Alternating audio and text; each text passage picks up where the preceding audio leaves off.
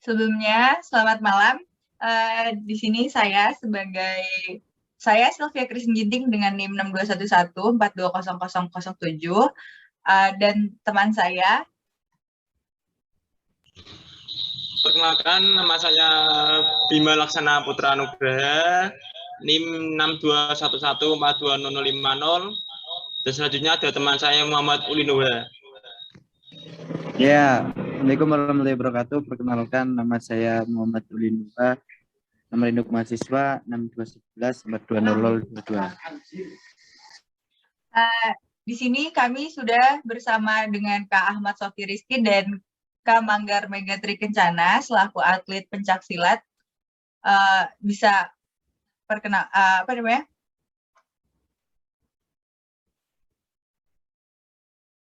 memperkenalkan diri. Ya, bisa untuk memperkenalkan diri. Oke, mulai dari saya ya. Selamat malam. Perkenalkan, nama saya Ahmad Sofi Rizky, dan olahraga Universitas Negeri Semarang. Sudah? Untuk Kak Manggar. Perkenalkan, saya Manggar Megatri Kencana dari mahasiswa PKO UNES 2020. Saya juga angkatan di semester 3 ini. Nah, untuk malam hari ini, kami akan mewawancarai Kak Ahmad Sofi dan Kak Manggar Megatri Kencana mengenai pencaksilat. Untuk pertanyaan pertama akan saya sampaikan, padepokan apa sih Kak yang Kakak ikutin, dan filosofi padepokannya tuh ada filosofinya nggak sih Kak?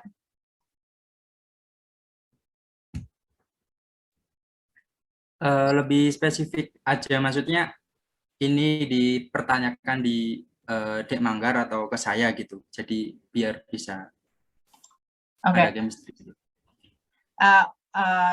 Berarti ulang ya Kak, nanti ini aku cut. Untuk pertanyaan pertama, untuk Kak Ahmad Sofi Rizky, padepokan apa sih Kak yang diikutin, dan ada gak sih filosofi dari padepokan itu sendiri? Terima kasih. Izin untuk menjawab. Untuk padepokan yang saya ikuti adalah salah satu organisasi terbesar di Indonesia, yaitu Pencaksilat Persaudaraan Setia Hati Terate. Dan filosofinya yaitu membentuk manusia berbudi pekerti luhur, tahu benar dan salah, berani berdiri di atas kebenaran sampai titik darah penghabisan. Udah cukup, mungkin dari Manggar Megatri Kencana bisa untuk menambahi. Iya, kebetulan sendiri saya dan Kak Sofi Rizky adalah salah satu anggota dari PN1, dan kami juga satu padepokan. Untuk falsafah sendiri dalam PS1 itu ada banyak ya. Salah satunya tadi yang udah diceritakan sama Kak Sofi, dijelaskan sama Kak Sofi Rizky, dan saya ingin menambahkan salah satunya ada beberapa, yaitu falsafah Jawa. Sekira begini sengsara yang dinampak among jadi jogo. Tahu artinya apa enggak Kak?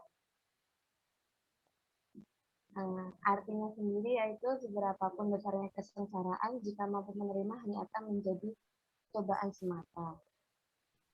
Itu jawaban dari saya. Pertanyaan selanjutnya.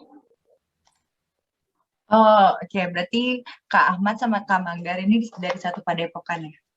Untuk lanjut ke pertanyaan selanjutnya ya Kak. Selain atlet, Kak Ahmad dan Kak Manggar sendiri, apakah juga menjadi pelatih atau hanya sekedar senior saja? Izin untuk menjawab ya. Untuk saya pribadi, jadi di sini saya statusnya sudah anggota atau warga dari Pencaksilat Persaudaraan Setia Hati Terate. Di sini kalau sudah predikatnya warga atau anggota itu berhak untuk melatih di perguruan tersebut, tetapi atas izin pelatih tetap di suatu ranting atau di suatu klub pelatihan tersebut. Dan untuk SDM-nya saya ditunjang di kepelatihan olahraga untuk bisa mengimplementasikan pendidikan dari pendidikan kepelatihan olahraga untuk diterapkan di pencaksilat PSHT agar menjadi lebih maju dan berprestasi lagi. Mungkin itu yang aku jawab. Untuk Kak Manggar sendiri? Sama halnya yang sampai disampaikan sama Kak Sofiuski, dan kebetulan saya sendiri memegang beberapa sekolah atau ekstrakurikuler di daerah saya, SMP dan SMA, sebagai pelatihnya. Oke, maaf ada gangguan sebentar. Ini ada teman kita baru join, bernama Fernanda Lokasadewa. Oke, dilanjut ya, Kak. Iya. Untuk pertanyaan selanjutnya, untuk Kak Ahmad dan Kak Manggar, mulai memasuki dunia persilatan tuh sejak kapan sih, Kak?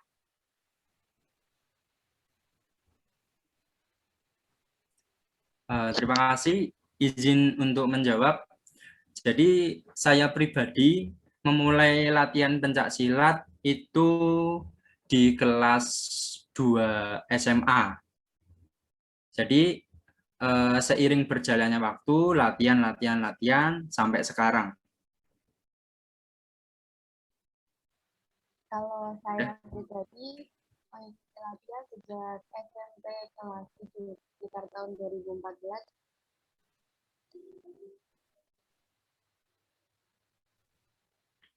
Berarti udah agak lama ya, Kak. Untuk yang nomor 4, mungkin dari Kak Ahmad, aku ingin mau bertanya, untuk anggota pada padepokan yang diikuti, apakah digolongkan berdasarkan umur atau berat badan? Di sini kalau di latihan organisasi pencak silat PSHT atau Persaudaraan Setia Hati Ternate itu tidak memandang latar belakang umur. Di situ latihan entah itu di usia dini atau di usia pra-remaja, remaja, pradewasa, dan dewasa, bahkan orang tua pun bisa untuk mengikuti latihan pada organisasi PSHT tersebut.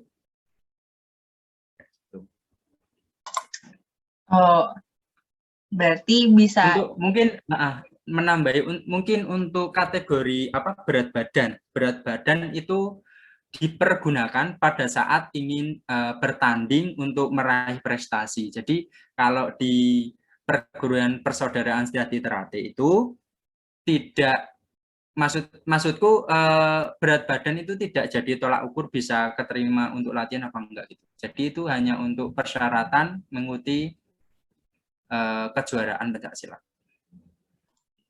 Oh, gitu ya, Kak. Nah, untuk pertanyaan selanjutnya akan disampaikan oleh Bima. Oke, Kak. Terima kasih Silvia telah memberikan waktu untuk memberikan pertanyaan. Oke, Kak, saya mau bertanya. Untuk anggota nih, jumlah anggota dan pelatih yang ada di Padepokan itu ada berapa ya, Kak, kira-kira? Terima kasih. Pertanyaan untuk saya atau Manggar? Untuk saya. Untuk Kak Manggar dulu deh. Nah ya, silakan.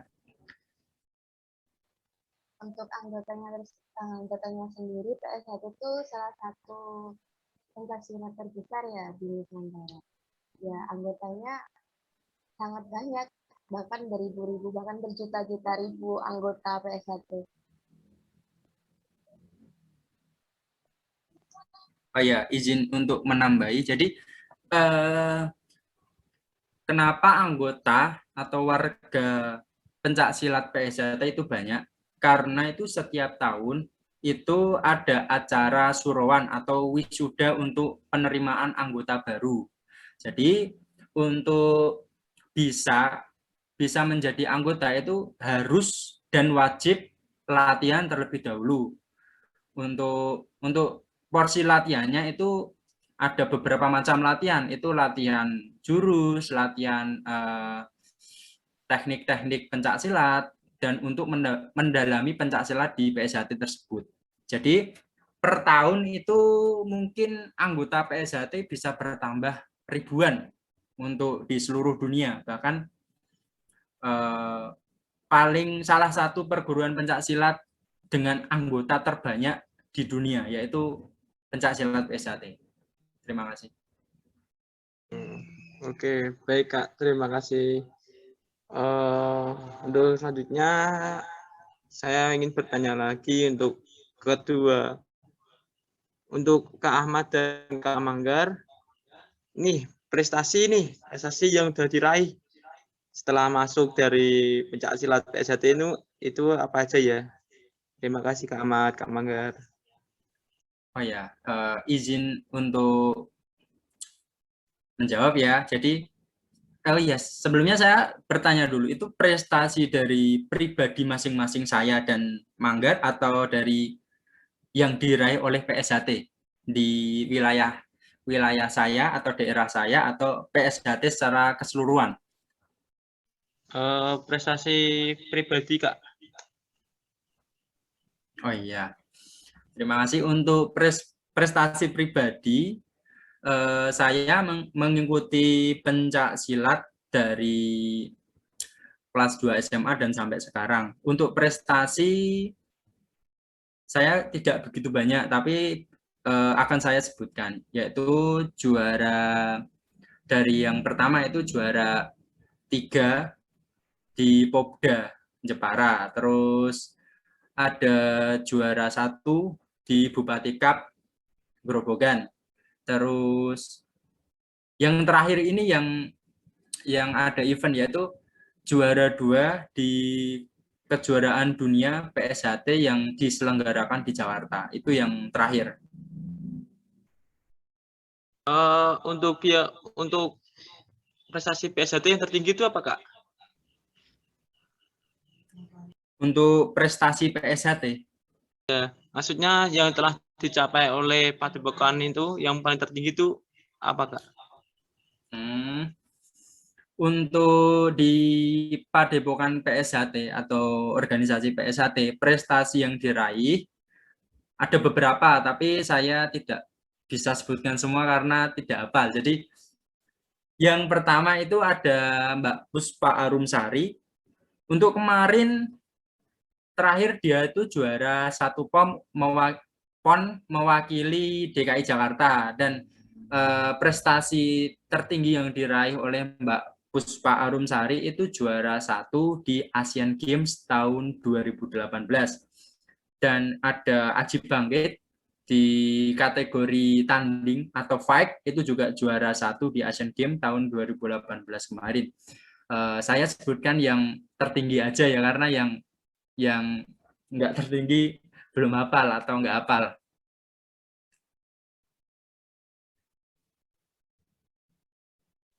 Oke Kak, terima kasih. Untuk Kak Manggar, bagaimana prestasi yang telah diraih oleh Kak Manggar dan Padepokannya Kak? Terima kasih.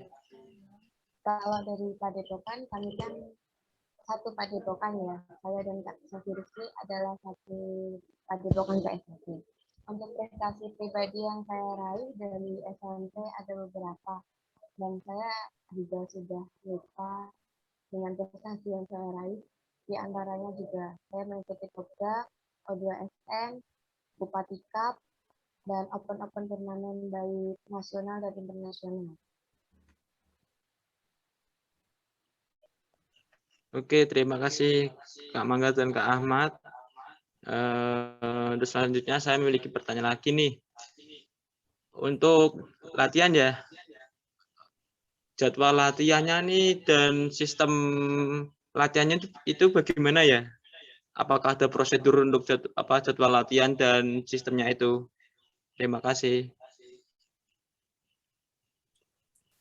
Oke, terima kasih. Izin untuk menjawab.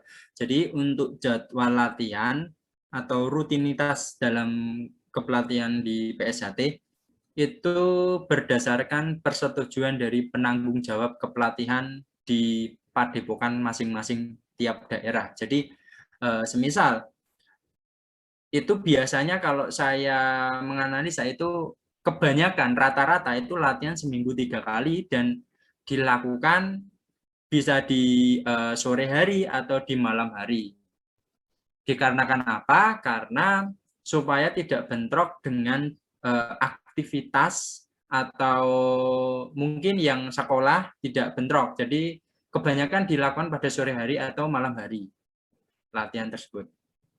Jadi untuk jadwal spesifik harus Rabu, harus Kamis enggak. Jadi sesuai musyawarah dari padepokan di tiap daerah masing-masing. Gitu, Mas. Oke, baik, terima kasih informasinya Kak Ahmad. Untuk selanjutnya saya serahkan kepada teman saya Muhammad Uli Nuha untuk bertanya kepada Kakak Ahmad dan Kak Manggar. Terima kasih. Ya, terima kasih Mas Bima. Sebelumnya Assalamualaikum warahmatullahi wabarakatuh. Terima kasih kepada Kak Ahmad Sofi dan Kak Manggar sudah mau bergabung. Ya, langsung saja saya mau bertanya Kak. Nih, apakah ada prosedur untuk bergabung pada padepokan? Dan jika ada, bagaimana prosedur itu untuk bergabung pada padepokan? Untuk Kak Sofi. Oh iya, terima kasih atas waktunya, izin untuk menjawab ya. Jadi prosedur penerimaan untuk orang yang mau latihan atau memasuki latihan pada perguruan PSHT. Jadi untuk pertama-tama itu izin untuk, maksudnya izin ke pelatih di daerah masing-masing untuk mengikuti latihan pencaksilat ke pelatih. Maksudnya yang orang baru itu izin ke pelatih dulu. Lalu mengikuti dan menyesuaikan latihan yang sedang berjalan di perguruan PSHT. Semisal ada orang baru belum punya atribut pencaksilat atau baju atau seragam pencaksilat, ya disarankan, pelatih menyarankan untuk siswa baru tersebut untuk menggunakan baju olahraga. Yang penting tetap mematuhi adab sosial, jadi tetap sopan. Entah itu pakai training dan kaos, tapi diusahakan pakai training agar kelihatan sopan. Nanti seiring berjalannya waktu diberi masukan untuk membeli baju seragam pencaksilat agar bisa mengikuti dan bisa berjalan secara seragam itu seiring berjalannya waktu. Jadi kayak gitu. Enggak, kalau prosedur tinggal masuk aja, latihan, ikut pelatih, nanti akan diarahkan kayak gitu. Terima kasih. Oh, berarti misal untuk bergabung itu nggak wajib ya Kak untuk membeli barang dulu atau seperti baju atau apa gitu, berarti tidak wajib ya? Iya, saya menjawab ya, maksudnya itu sebenarnya itu ada kewajiban, maksudnya dari perguruan PSHT itu menyesuaikan dengan keadaan dulu. Jadi tidak memaksakan, mengikuti latihan dulu, nanti diberi masukan, lalu ikut mengikuti dan beli seragam dan lain-lain kayak gitu loh. Iya Kak, berarti intinya menyesuaikan ya, untuk misalnya belum punya, gak apa-apa masuk aja dulu, ntar seiring berjalannya waktu harus memiliki ya Kak. Ya. Selanjutnya masih pertanyaan saya pada Mbak Manggar. Saya ulangin aja ya. Untuk janji atau ikrar ya Mbak, apakah ada janji yang harus disampaikan untuk menjadi anggota dalam padepokan? Misalnya ada dan boleh disebutkan tolong disebutkan ya Kak. Terima kasih.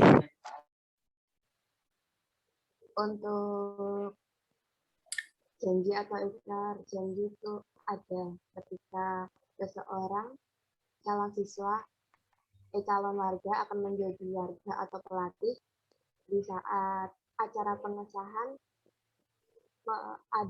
ada pengucapan ikrar janji yang bersifat sakral. Jadi saya sendiri juga tidak bisa mengucapkan di sini.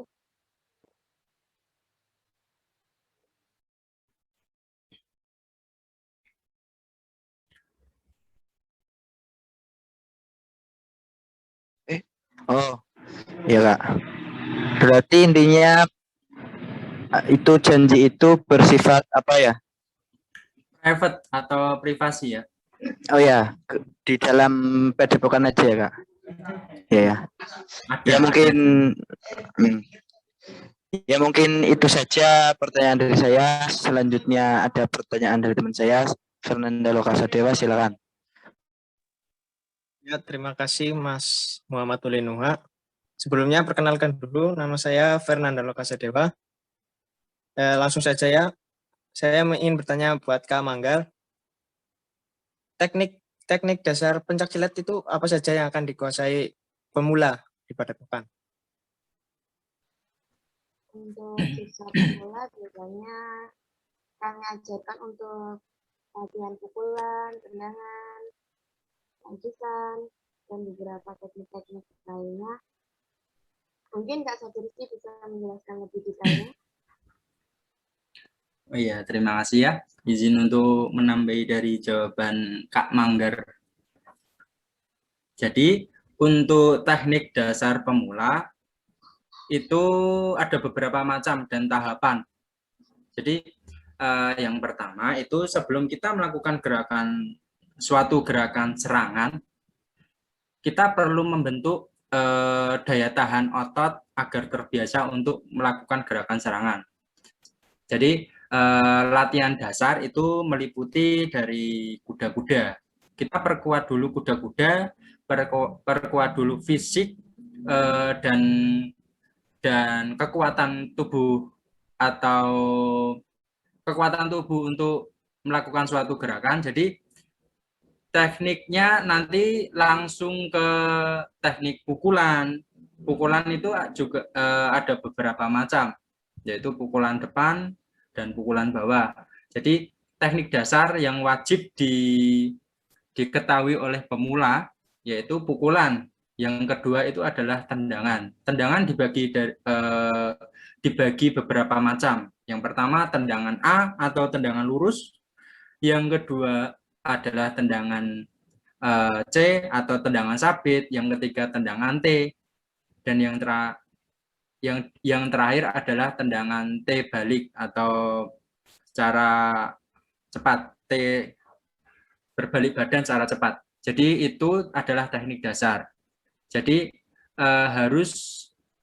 harus dan wajib untuk menguasai teknik dasar untuk pemula dan dilatih orang pelatih di PSHT. Terima kasih. Oh ya, berarti kalau mau latihan teknik dasar itu harus melatih otot terlebih dahulu ya, Kak? Iya, harus mempersiapkan fisik terlebih dahulu. Terima kasih, Kak. Selanjutnya ada pertanyaan lagi buat Kak Ahmad. Apakah ada ilmu dasar tersendiri yang mendasari padepokan? Terima kasih, Kak. Mungkin izin menjawab ya. Jadi gerakan pencak silat di perguruan persaudaraan Setiadi Terate secara keseluruhan itu hampir mirip dengan padepokan-padepokan yang lain. Yang membedakan adalah ciri khas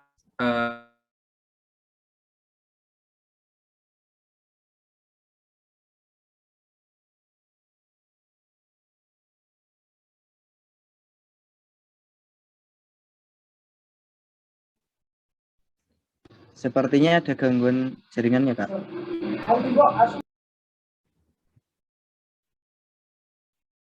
Suaraku masuk. Udah masuk Pak tadi ya? Tadi Masuk, sempat Kak. nggak masuk. Mau diulangin jawabannya? Iya Kak, diulangin Kak. Iya. Untuk gerakan sendiri, jadi untuk gerakan di perguruan atau di Padepokan Persaudaraan Sehati Ternate, itu gerakannya secara universal atau secara keseluruhan hampir sama dengan padepokan-padepokan yang lain. Yang membedakan adalah mungkin di gerakan pasang atau ciri khas PSHT itu ada. Jadi secara keseluruhan gerakan hampir sama dengan padepokan lain. Kayak gitu. Terima kasih. Terima kasih Kak. Untuk pertanyaan terakhir buat Kak Ahmad lagi, pesan untuk para pesilat Indonesia apa Kak? Oh iya. Terima kasih. Pesan untuk para pesilat di Indonesia, mungkin saya berpesan tetaplah untuk berlatih, tetaplah istiqomah dalam latihan agar Anda bisa berprestasi dan meraih cita-cita prestasi dengan setinggi-tingginya. Jadi intinya itu tetap istiqomah dalam latihan untuk meraih prestasi setinggi-tingginya. Terima kasih.